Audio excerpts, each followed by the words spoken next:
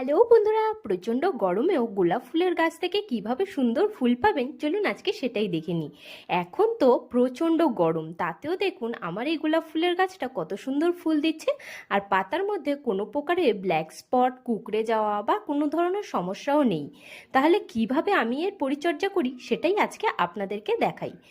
আমি এই গাছটার গোড়ায় প্রায় সময় এসে এইভাবে খুঁচিয়ে দিই। তারপরে এই যে সাইডে দেখতে পাচ্ছেন ছোট ছোট পাথরের টুকরো দিয়ে মালচিং করে রেখেছি, যাতে গাছের গোড়াটা খুব তাড়াতাড়ি ড্রাই না হয়ে যায়। গাছটাকে রেখেছি একদম ছায়াযুক্ত জায়গাতে।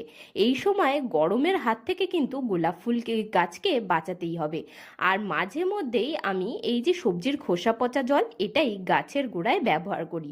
তাতেই দেখুন গাছটা কত সুন্দর ফুল দিচ্ছে। আপনারাও বাড়ির গোলাপ ফুলের গাছে এইভাবে পরিচর্যা করে দেখতে পারেন, তাহলে আপনাদের গাছ থেকেও খুব সুন্দর ফুল পাবেন। আজকের মতন এইটুকুই, টাটা বন্ধুরা।